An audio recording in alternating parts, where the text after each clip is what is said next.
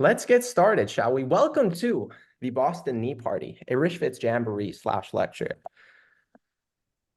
Yeah, you like those curtains? That's perfect. Come on. Okay. So the Boston Tea Party happened December 16th, 1773, and it was a political act of defiance against taxation without representation. So there was a group of 60 American colonists that threw 342 chests of tea into the Boston Harbor. So that was the equivalent to $1 million of tea today, just so you guys know. Now, the Boston Knee Party happened on September 18th at 12 p.m. Eastern on 2024, and it's an anatomical act of defiance against knee pain, stiffness, and a lack of mobility. That was when a group of, I guess it's like 70-ish people they'll have an interactive presentation on knee anatomy, important knee exercises, and then a Q&A to throw knee pain into whichever local body of water is around you. I don't know if you're by the Boston Harbor. I know I'm not. I'm by the Chicago River, so I might just throw this into the water. I probably won't. It was an expensive model, but yeah, whatever. Okay, that's fine. Anyway, so what is the knee? I always like to start with this question. If you guys have seen my lectures too, you guys know that this is pretty much always how I start because I think it's really important to understand functionally what exactly we're talking about when we talk about the knee. So the knee is a modified hinge joint that's going to connect the femur to the tibia via the patella. And all that means is a super easy way of thinking about it. Your knee is just a connection between your thigh and your shin via your kneecap. And you can kind of like, if you were to just look down at your leg right now, you're going to see your thigh connects to your shin. Just pin yourself. I will pin myself. Sorry. If you look down right now, you're going to see that the thigh is going to connect to the shin via the kneecap, and that is your connection. Sorry, it does say I'm pinned, so I do apologize for that. I think I'm good. It's going to involve a series of tendons, ligaments, cartilage, and bursa that serve as connective tissue. So when we're talking about our connective tissue, the thing that are actually connecting those bones together, we're going to have our patellar tendon, our quadriceps tendon. We're going to have our ACL, MCL, LCL, and PCL. There's cartilage behind the patella that allows it to glide along the trochlear groove right here. And then we also have bursa. Bursa is technically not connective tissue. It's more like a fluid-filled sac. I just threw it in the PowerPoint because I saw a few people on the Calendly talking about bursitis. So I just kind of wanted to hint at it right here. We can kind of talk about it later. But that's kind of the structure. But, let's not look at it from the super scary, sciencey word perspective. Let's kind of take a step back and look at what it actually does. So the knee has two main functions, right? It's going to be extension and flexion. So we can straighten the leg out and we can bend the knee. This straightening process happens from the quads, right? Our quadriceps. And our knee flexion is primarily carried out by the hamstrings, okay? Those are the two main functions. And in most of like your initial personal training books and most of the online training manuals that you'll see, that's what you're going to see from the knee. But the knee also has a fundamentally important role that's kind of a secondary role that a lot of people don't talk about. So the knee is also important for rotation and anti-rotation, okay? So when we think about the knee, the femur and the tibia are able to rotate. So you know what I'm going to do real quick? Let's go over my skeleton real quick. We're going to take a little walk here. I don't know if you guys are even, if I stop sharing, I think that's no, stop, go back. It's okay. Sorry, I had a little meltdown there. It's okay. If we look at what the knee is built of, right? We have our femur up here, our thigh, and then we have our shin right here. So the tibia and the fibula. You can see that this shin is able to rotate the shins don't rotate too much, but the femur is able to rotate quite a bit as well. So these two can rotate in opposite directions. They can rotate in the same direction together. And if you don't assess and address this rotation that's happening above and below the knee, you're gonna kind of find yourself spinning your wheels over and over because you're not addressing this entire knee as a unit. And there's certain times where, let's say you play a sport and you go side to side or something like this, there might be times where you're rotating out like this, in like this, like most of our ACL tears, as we talk about, happen from this type of position. So it's going to be really important that you look at how those are moving as well to ensure that you're keeping your knee healthy overall, and you're not just looking at it from just a flexion and extension basis. So let me go back to sharing my screen real quick. Give me one sec. There we go. Cool. So this is a super important function of the knee. So why should you care? Because the knee has these different functions, instead of just saying like, I have knee pain, what's a stretch I can do? I have knee pain, what's an exercise I can do? You want to be a little bit more specific when you're actually assessing what's going on, and you're looking at the whole picture. So for example, do you have knee pain when you're bending your knee or when you're extending your knee, right? That's going to be really important. And then let's take that a step further. Do you have pain when you're extending your knee all the way, or do you have pain when you're extending your knee when it's a little bit more bent, right? That's going to be the difference between like a squat where the knee is really bent and we have to extend out of it versus knee pain on a leg extension where, you know, the range of motion is really going to be here to here. It's a much shorter position, and that might be causing your knee. Another way of thinking about it, right? If you have someone who's getting up from the couch and that causes them knee pain, that's more similar to a squat. Whereas stepping downstairs, like what we talked about a little bit earlier, is more similar to a leg extension, where that knee is straighter, and that's what we're actively trying to look at. This is also important because twisting can lead to issues and injuries. As we talked about, right, this is that position where most of our non-contact ACL tears happen.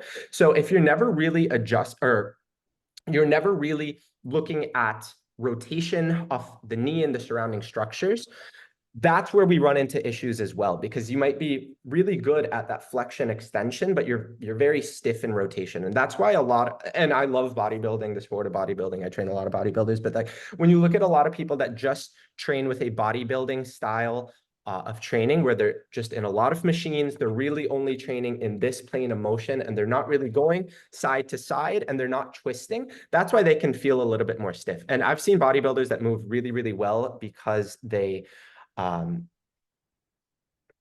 take the time to actually incorporate the right accessory movements.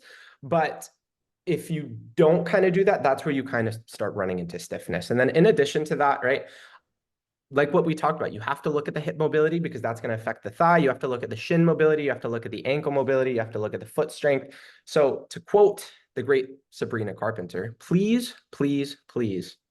I thought that one was hilarious. I'm sorry.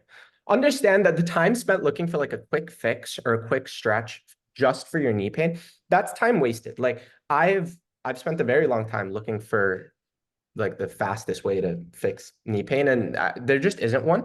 So you want to take a very like structured approach to looking at what exactly is causing the issue and then finding the right movements that are going to address that. And we're going to kind of run through 5 exercises right now that I think are really beneficial. I just want to take a look in the chat super quick. I think, yeah, a couple of questions. Yeah, we'll address those in the FAQ though. So yeah, just understand that I don't want you looking for a quick stretch or a quick exercise to just fix all knee pain. If that existed, there would be a lot of surgeons out of work, a lot of PTs out of work. Like it just doesn't exist. There's no get money super fast way. There's no way to just magically fix your knee pain with one exercise. But here are a few exercises that I think would be really beneficial. So right off the bat, the couch stretch it's one of the more basic quad stretches, quad and hip flexor stretches.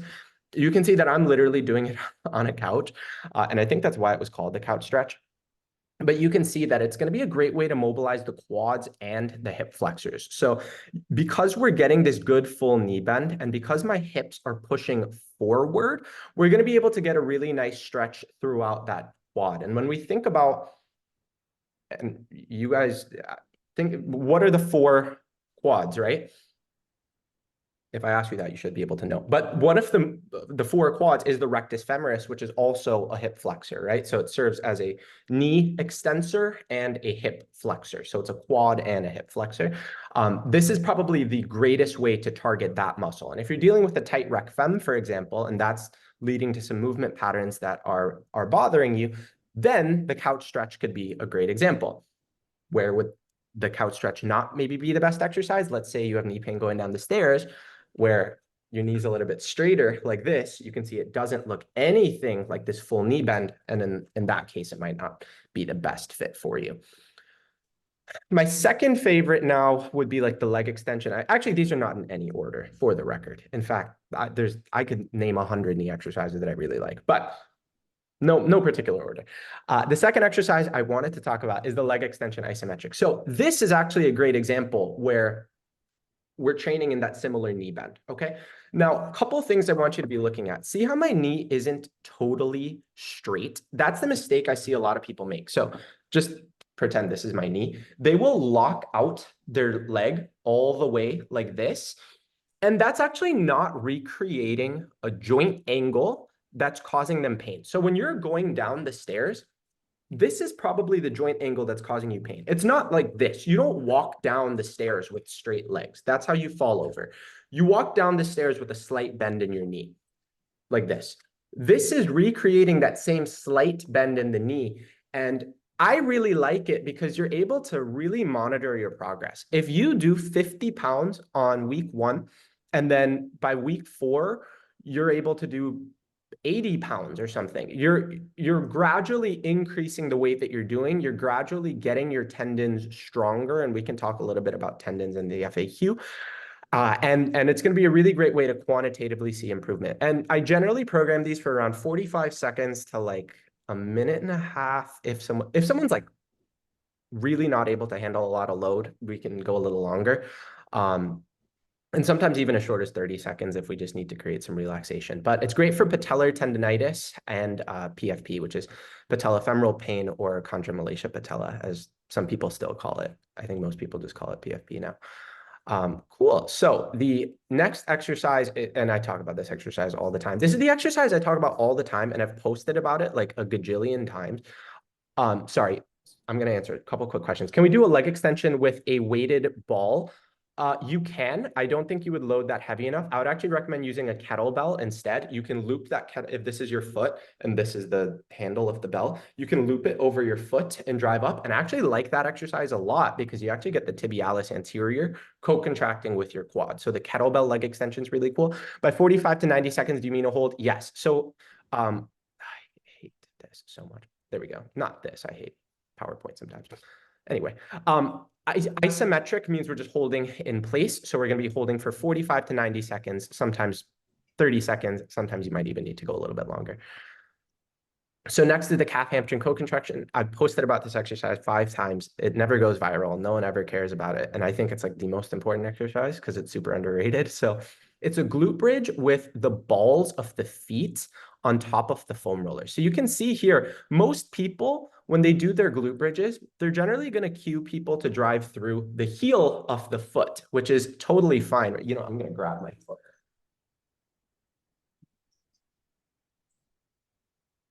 I paid good money for these, okay? I'm going to use them. They push through the heel of the foot. And when you push through the heel of the foot, it kind of helps push into the glutes a little bit more. It can help you make sure that the knees aren't coming forward too much. But now we're going to be pushing through the balls of the feet. And this is going to help our calves fire, and it's going to help our hamstrings fire together. And you can feel this, right? If you got on the balls of your feet, I don't know if you can see me, but if you were to just lift your heels like this and get on the balls of your feet, you would feel your calf muscles firing.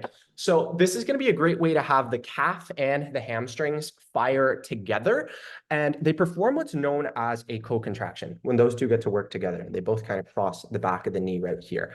There have been some studies in rats that show that this calf hamstring co-contraction can protect the ACL, the anterior cruciate ligament. And it does make sense, right? Because the anterior cruciate ligament, the ACL, prevents anterior tibial translation. And then the two muscles on the back here would also help kind of prevent that same forward motion of the tibia, just a little bit. I'm not pretending it's going to like mathematically protect your ACL or something crazy, but like I do think there's some benefit in that. And it's cool to bias the hamstrings. We can target the entire lower body posterior chain without stressing the lower back. I think Nordic curls are another great way to get a similar action, but a lot of the times the Nordics can bother the low back. And then once again, this one's super easy to progress with minimal equipment. You just need a foam roller, or you could use like a water bottle, or you could use like a big bottle of something. I'm not going to say what, I don't know what you're drinking, but a big bottle of sorts that rolls is totally fine. I'm not promoting anything. Okay. The side lunge is another super important exercise. So the side lunge right here, and this one should not be confused with a Cossack squat. See how I'm just stopping at 90 degrees here? I'm not going all the way into the bottom of my squat. This is going to improve mobility of the hip in the frontal plane. It's going to load the knee through rotation, which we kind of talked about. And it's going to replicate joint angles used in sport. This is a very common joint angle for tennis, for hockey, for everything like that. When we perform the exercise, we're going to be slightly pigeon-toed, and we're going to stop at 90 degrees and make sure that the ankle, knee, and hip are in alignment at the end of the movement. So I just want to show you the exercise real quick. If anyone wants to do the exercise, I'll be kind of looking and seeing how you guys are doing it. But when we go through it, a really common tendency, I'm just going to take one sock off because I'm scared I'm going to slip, and that would be really embarrassing.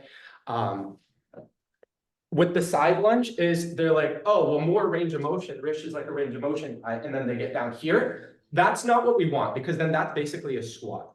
I want you to try to load in so that, see right here, I have 90 degrees between the thigh and the shin, and then 90 degrees between the back and the femur. This is the bottom position from the side right here. And then from the front, it's going to look something like this, okay, where we're really rooting in with our feet, gliding those hips out to the side, getting this alignment on point, and then driving back up. And that's a really beneficial way to load in through everything. What does pigeon-toed mean? So pigeon-toed, we'll talk about any benefits to going below 90. We'll talk about that in the FAQ. That'll be like the first thing I talk about. Pigeon-toed means instead of having my foot right here, it's slightly turned in like this. And I think I'm assuming pigeons do this or something, but it's slightly in. And the way that I like to cue this is, instead of thinking about where your big toe is facing, think about where your middle toe is facing. So if your middle toe is facing forward, everything's going to be in alignment. So right here, see how this is the big toe. It's facing forward, but see how my foot is actually slightly angled out? If I think about my middle toes facing forward like this is my true neutral. It's very similar to the hand, right? Like if this is the resting position in my hand, when my thumb is facing forward, my hand is facing out to the side. But when my middle fingers, my middle finger is not going to face you, but like when my pointer and middle fingers are facing forward, my hands are going to be in their true neutral. So that's kind of what we're looking for when we're going through the side lunge. Let me go back to the exercise. It's also going to be a really beneficial exercise when we're looking at what's known as hip internal rotation. This is my client, Zach. So a lot of people have the same issue that Zach does, where see how his left side only has around 23 degrees of hip internal rotation, while the other side has around 34. And you could try this. If you were to like grab a water bottle or a cup or something, ideally, like the best way to do this is with a small foam roller, where you keep it between the knees and try to rotate out as much as you can. When you take a look at what that looks like, if you have this limitation, I think the side lunge is one of the best ways to fix that. And we can kind of see that in action here, where we're creating that same rotation on this side to help with this. And a lot of the times with internal rotation, if you were to just turn this into an exercise, throw ankle weights on your ankles here, and then just try to do this, you're just going to look like a kid in a booster seat, like Cracker Barrel or something, that is just kicking their feet around and you're not actually loading. Whereas the side lunge is actually creating that internal rotation in a much more applicable manner. So we're loading into that squat pattern and creating internal rotation at the same time, which is where a lot of people lack this. Instead of just kind of kicking our feet around. And that's why with Zach, we actually took a look at his internal rotation, because with his squat, his hips were shifting a lot and he felt super uncomfortable and he couldn't get depth. And then the last one that I wanted to take a look at is the tempo front squat. This could be the tempo front squat. This could be the tempo goblet squat. Like if you pretend that this is a kettlebell or a dumbbell, just holding some weight in front of you rather than having that weight on your back right here. So, and there's some debate, like some people say that front squats don't target your quads more than a back squat does. But it depends on how you do the exercise. So when you have an anterior loading, so you have some weight in front of you, this is going to force your back to stay upright and not let you fall forward. Okay. And when your back stays upright more, what's going to happen is now, because of this upward position, see how my hips aren't able to move back? A lot of people, when they're glute dominant and they start squatting, their squat real quick turns into like a deadlift where their back is falling forward and they're not actually loading into the quad, they're just loading into the glutes.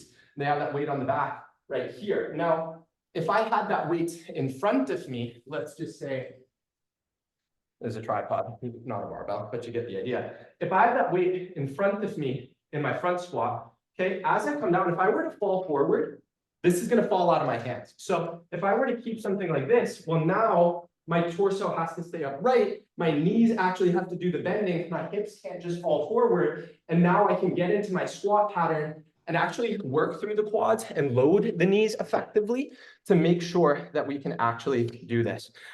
So like my client Alex here is doing, this is a tempo front squat in the Smith machine. That's fine. You could do a tempo hack squat. You could do a tempo SSB squat. You could do a tempo goblet squat, just something that forces your upper back to stay a little bit more upright. That's going to be super beneficial. So those are kind of the main exercises that that I wanted to touch on. And before we hop into the FAQ, super quick, if you kind of wanted to run through a movement screen like this, or what I did with my client, Zach, we could look at one-on-one coaching. So with my one-on-one coaching, you're going to get your own mobility assessment, functional movement screen, one-on-one call with me. And those three are going to help us get data on how you're moving and what your mobility is looking at right now. And then after we do that, after we hop on our call, I'll write out your custom training plan, mobility plan, and recovery protocol. So it's all going to be tailored to you. So all the principles that we talked about right now, we can put it into a program designed for you, make sure that I'm going to be coaching you through it the whole time and everything. So if you want to try that out and you want to see if it's a good fit, you can just DM me Boston on Instagram right now. And I'll ask you a few questions to make sure if it's a good fit, and then we can kind of take it from there. So you could do that right now. I'll send over a follow-up email as well, but I would just recommend, if you're on your phone, just shoot me a DM super quick and we can make sure that everything is a good fit. And yeah, guys, thank you. I genuinely appreciate each and every one of you that follow and showed up here and support the page. It means a lot to me. And I hope that those exercises were beneficial for you. I hope that you try them out. And if you have any questions with them, totally let me know. Let's F, A, and Q. I'm going to stop the PowerPoint. There were a couple of things in the chat that I wanted to address right off the bat. So I just want to get those as well. So if also just DM them on Instagram rather than in Zoom. Sorry, that was my bad. But just let me know in Zoom. Or sorry, DM me on Instagram, not on Zoom. I'm on 3 hours of sleep. I'm so sorry. Okay, anyway, so the first question that I saw someone ask was, is there a benefit in, really any benefit in going below 90? So the first thing we want to do is really touch on what is 90 degrees, okay? I'm also going to let you guys unmute yourselves if you guys have questions. Just I'll say like, hey, does anyone have a question? First one to answer, we'll do it like that instead of just going through the chat. But let me just go through these questions super quick. Is there any benefit to going below 90? So what I define as 90 degrees is right here where the shin femur, and back all make 90-degree angles. Now, a lot of people say that this is 90 degrees. This is like parallel. And then obviously like astergas is its own thing.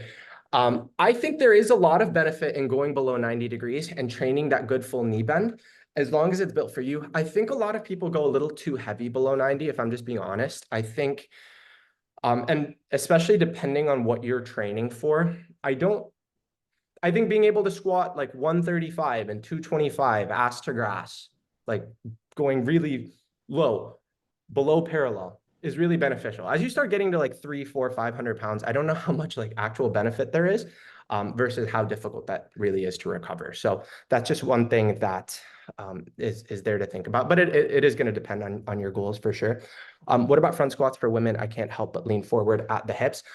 So it could be a limited hip internal rotation issue. It could also be a limited ankle mobility issue. So will you share the slides? Yes, I will.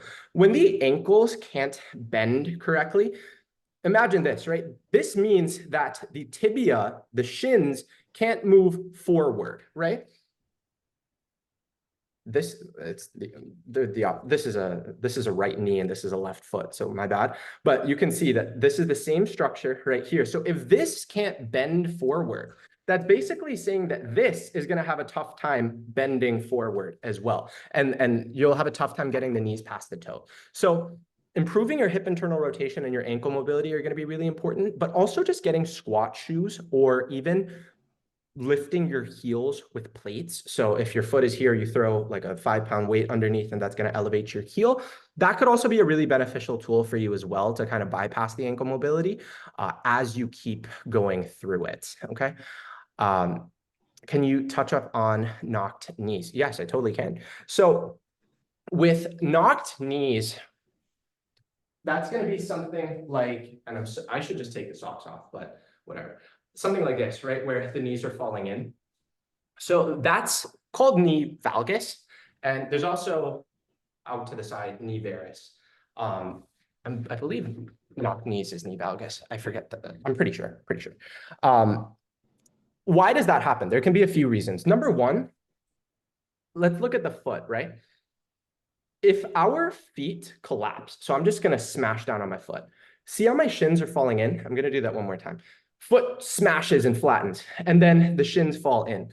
So when that happens, right, if you imagine, like, let's say I'm on the outside of my foot right here, that's going to push my knees out to the side. Whereas if I fall on the inside, it's going to push me in. So it could have to do with your feet not being able to supinate as effectively as we need them to. It could also be a hip issue. If the hips are constantly rotating in like this, so my femur is rotating in, see how my kneecap is also going to go in, and then that's also going to recreate that same falling in position because of the hip.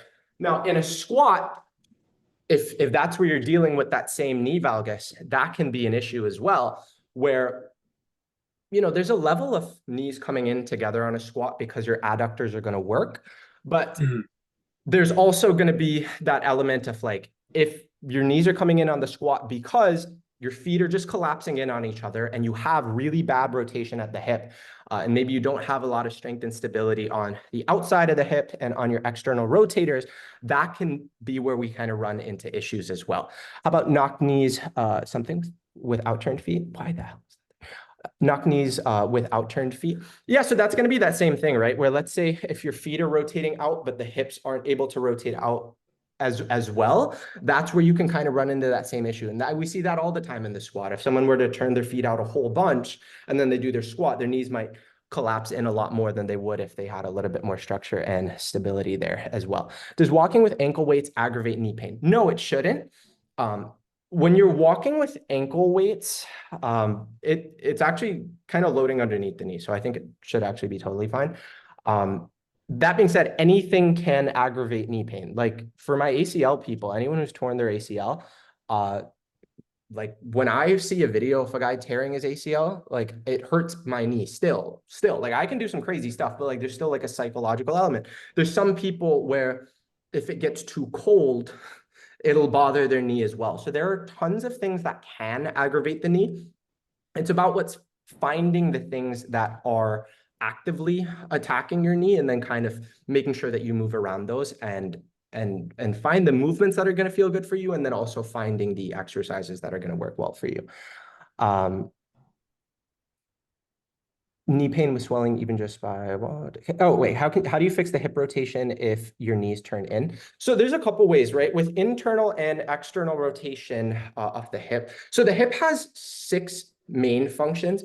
Let's go to the skeleton again. We're gonna take a little walk. So the hip has 6 main functions.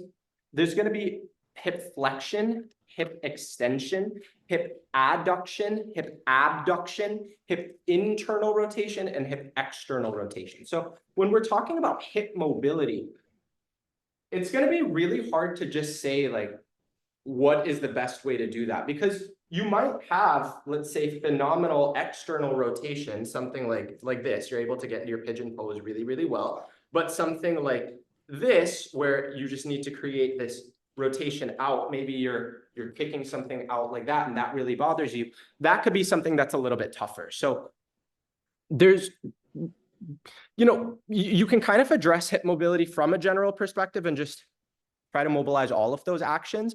But I actually think it's more beneficial to find out exactly what the issue is with your hip mobility and then assess it and address it from there. Because, if you have fantastic hip internal rotation and external rotation, and there's another reason for your knee pain, and you just keep stretching and keep mobilizing this joint that's already too mobile, that can run into to issues as well. And that's something that you definitely want to be mindful of, because we don't want to overstretch stuff that's not that great. Can we have a hip party next, please? Deal.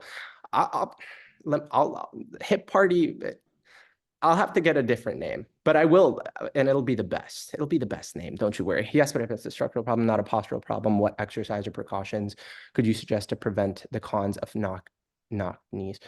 I'm not super sure what you mean by that. I'm so sorry. Like a structural problem as in when you're doing a certain exercise, it's collapsing on you, or what to do. So how does any exercises for strengthening the top of the knee to protect against driver's knee, so pain in the upper part of the knee? So when we're looking at the upper part of the knee, right, that's where the quadriceps tendon is attaching. So that's right here on this top part. I'm assuming driver's knee is if you've been driving for a long time and then your knee is hurting.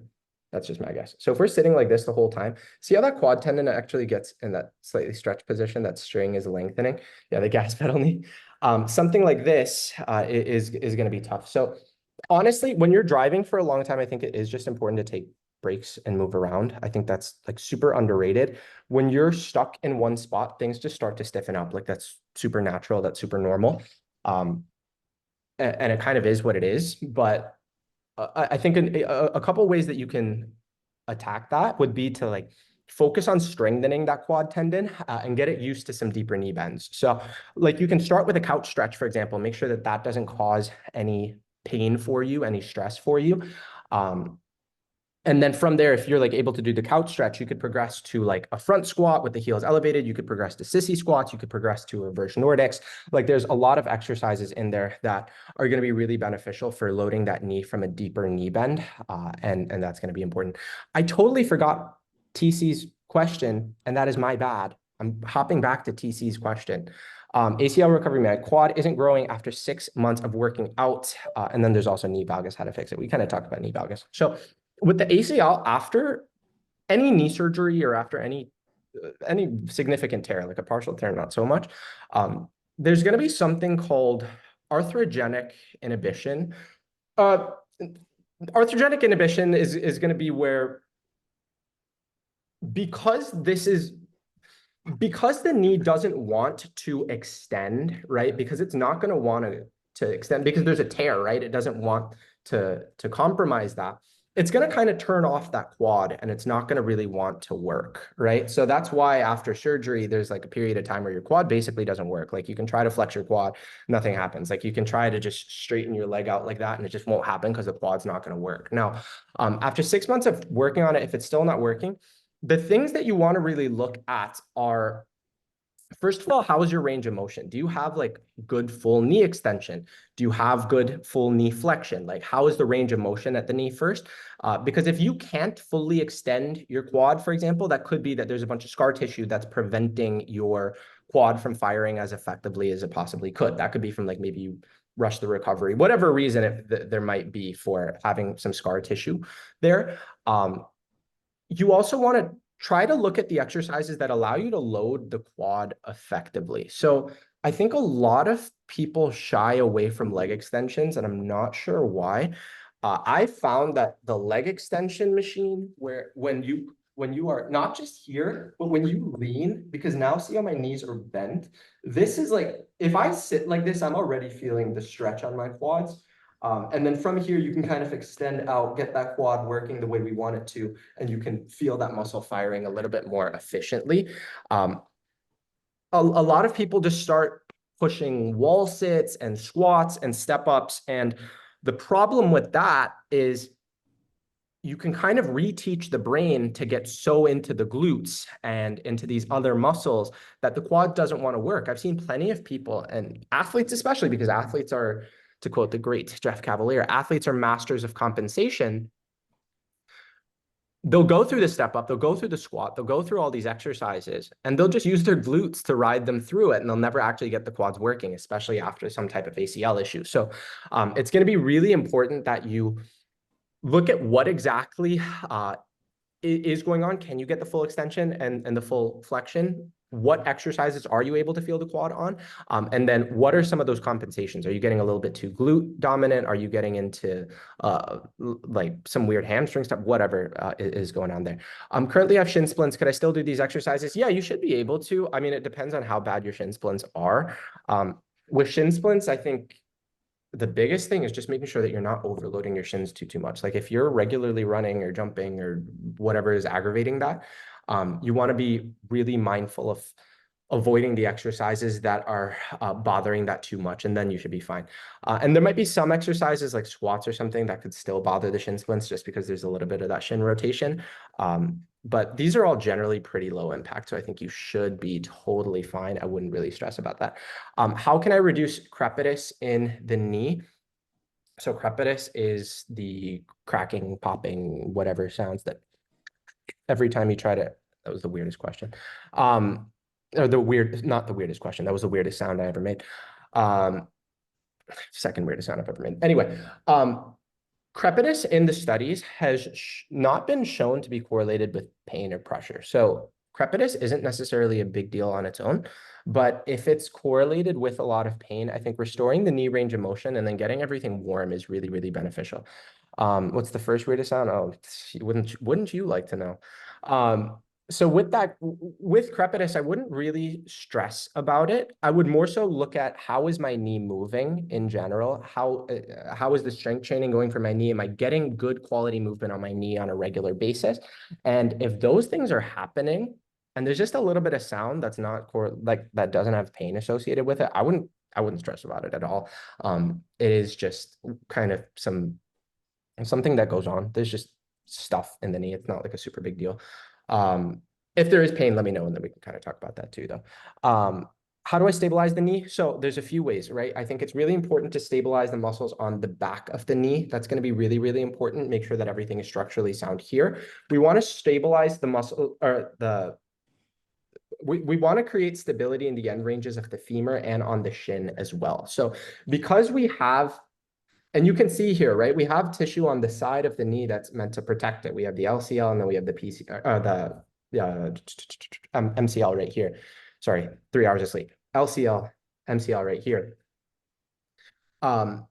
We want to be able to load in through the side. So when you're doing things like side lunges, when you're doing sideways walks with a band around your feet, glute bridge with a hip drop, like these are all movements that are going to stabilize the hip. And then same thing with the shins. I think if you're doing tibialis raises and a lot of calf raises and you're jumping, you're getting used to kind of, I think even plyo hops where you're just doing little jumps side to side to side and then back, back, back. Those are things that help your knee get a little bit more comfortable moving in different directions. And it helps your brain get a little bit more comfortable with that too, which is actually really an underrated component to keeping your knees as stable as possible. we'll do a couple more questions, and then if there's anything else, just literally you can DM me, Boston. Once you do that, we'll set up a free call. Like I'll literally get on the phone with you for like 10 minutes. We'll see if everything's a good fit. I'd be more than happy to answer a couple of questions. So for anyone that's still here, like DM me, Boston, on Instagram. Let's set up a time to just hop on a phone call. We can talk about some of these in more detail if I didn't get to them. And it'll also ask you a couple more questions directly within the chat. Also, I spent a lot of time building out that chat bot. I did it all myself, so I would love some feedback. And like full disclosure, if you guys message me, Boston, even if you don't want to do a call or anything, just let me know how the chat bot works, because I spent a lot of time on it. For tennis and martial arts, there are movements that require bending at the knee and straightening while rotating the upper body or darting diagonally. What martial arts do you do, Deepak? Are there any other exercises and stretches that you would recommend to improve stability, build strength, and power in this regard? Deepak, let me know what. Oh, and Jordan too. What martial arts do you guys do? Let me know. Oh, karate, Muay Thai. And it looks like Jordan, you just talk about kicking people in the head. So I'm guessing you do something, kickboxing, Muay Thai, something similar too. It's hard to do lunges and one-legged exercise. Should I stick to two-legged exercise? Shotokan traditional. Oh, we got some martial artists in here. I did a really cool, I went up, low key, you guys can't tell anyone. I went up to Toronto. I don't know if you guys know Flexibility Maestro. We went and trained jujitsu for like 3 hours. And then he made me do the sauna for like an hour. It was amazing. I recorded it. It's going to be some great content. But yeah, I've trained martial arts forever. Anyway, I should answer them correctly. Okay, Deepak. So there's a tough time rotating the upper body or darting diagonally. Yeah, so a lot of the times that can be a hip issue, right? Because when you're doing something as simple as when you're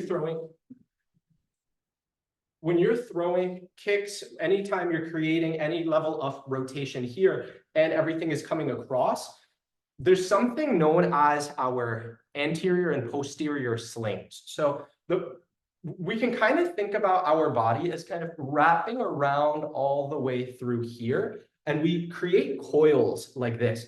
You guys have probably seen, if you've ever watched like UFC Embedded, you could see like Alex Volkanovski loves this, where he has like bands tied around him and he's just exploding out through this rotational pattern. So you want to get exercises that do that. A really good one that I like is if we pretend that this is like a kettlebell. You could even do this with like a landmine. I love I'm gonna totally break something. I love a single leg rotating kettlebell swing where we're right here, we hinge in and through, rotate right here. And you can even do it the other way. This feels very uncomfortable. I think this is a much better way of doing it. And you want to train your entire body to rotate. You don't want to just look at lower body rotation. You want to look at lower body rotation as it pertains to upper body rotation, so that we get the entire slings working. I made a video about the scorpion stretch too. I think that's a really beneficial exercise. You can kind of look through and find that.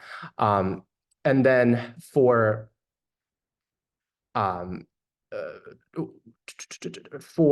knees from arthritis and karma for kicking people to the head, it's hard to do lunges and one-legged exercises. Should I stick to two-legged exercises? You want to find out why, right? And I guarantee, Jordan, it's not all one-legged exercises. I guarantee there is a one-legged exercise that works for you, right? Like I guarantee if I gave you like a little baby step and you just had to do something like this, right? Like something like this, you're going to be fine.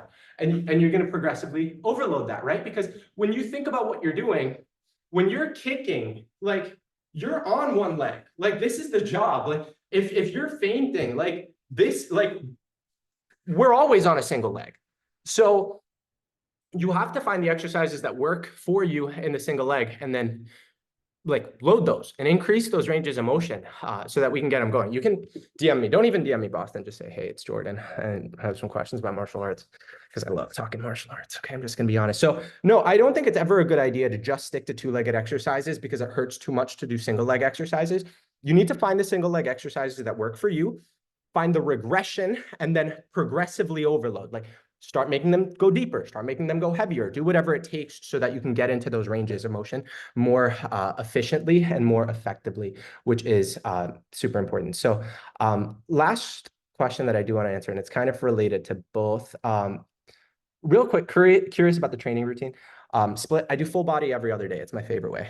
It's my favorite way to train.